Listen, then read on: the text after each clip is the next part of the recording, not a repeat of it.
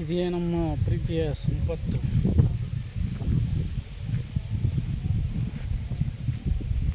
ಎಲ್ಲರೂ ನೋಡ್ಬೋದು.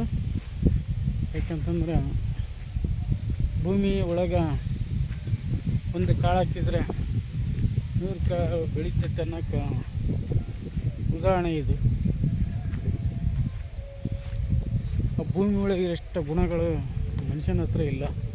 ಬರೀ ಕೆಟ್ಟ ಮನಸ್ಸು, ಕೆಟ್ಟ ಮನಸ್ಥಿತಿ, ಆ ಕಡೆಯಿಂದ ದೂರಾಗಂಥ ಕಥೆನ ನಾವು ಜಗ್ಗಿ ನೋಡೀವಿ. ನಾನು ಕಂಡ್ರೆ ನಿನಗಾಗಲ್ಲ, ನೀನು ಕಂಡ್ರೆ ನನಗಾಗಲ್ಲ.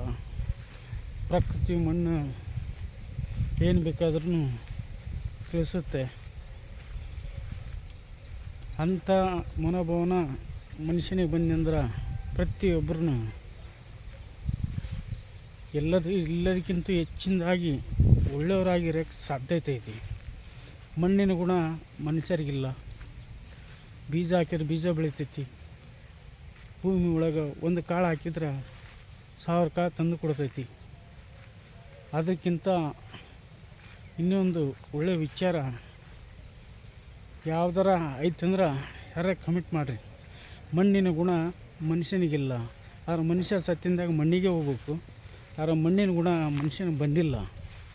ಅದಕ್ಕೆ ಈಗೋ ನಾನು ಮುಂದೆ ನೀನು ಮುಂದೆ ಅನ್ನೋದ್ರಿಂದನ ಇವೆಲ್ಲ ಆಗಿರೋಂಥ ಕತೆ. ಅವಾಗೆಲ್ಲ ಇದ್ದದ್ದು ಬಂಡಿ ಮೇಲೆ ಬಸವಣ್ಣ ಜೋಳ ಬೆಳೆದಂತ.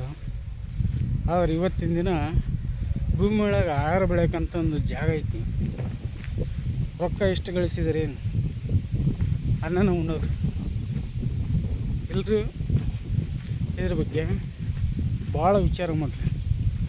ಭೂಮಿ ಯಾವತ್ತೂ ಅನ್ಯಾಯ ಮಾಡಿಲ್ಲ.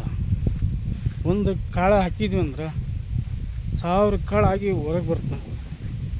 ಅಂಥ ವಿಶೇಷ ಇರೋಂಥದ್ದು ಈ ಭೂಮಿ ಒಳಗಿರೋಂಥದ್ದು ಬೇರೆ ಮಾನವ ಜನ್ಮದಾಗ ಅದು ಯಾಕಿಲ್ಲ? ಎಲ್ಲರೂ ಕೃಷಿ ಬಗ್ಗೆ ಆದ್ಯತೆ ನೀಡಿರಿ. ಕೃಷಿಯನ್ನು ಅವಲಂಬನೆ ಮಾಡಿರಿ. ದುಡ್ಡು ತಿನ್ನೋಕ್ಕಾಗಲ್ಲ, ಚಿನ್ನ ತಿನ್ನೋಕ್ಕಾಗಲ್ಲ. ಯಾವಾಗ ಮನುಷ್ಯನಿಗೆ ದುಡ್ಡು ಜಾಸ್ತಿ ಬಂದಾಗ ಅಹಂಕಾರ ಬರುತ್ತೆ. ದುಡ್ಡು ಇಲ್ಲದಾಗ ಅನ್ನನೇ ತಿನ್ಬೇಕಾಗತ್ತೆ. ದುಡ್ಡು ಇದ್ರೂ ಅನ್ನನೇ ತಿನ್ಬೇಕಾಗತ್ತೆ. ದುಡ್ಡು ಹೆಚ್ಚಿಗೆ ಐತೆ ಅಂತ ಅನ್ನ ಬಿಟ್ಟು ರೊಕ್ಕ ತಿನ್ನಲ್ಲ. ಎಲ್ಲರೂ ಕಮೆಂಟ್ ಮಾಡಿರಿ. ಬಾಯ್.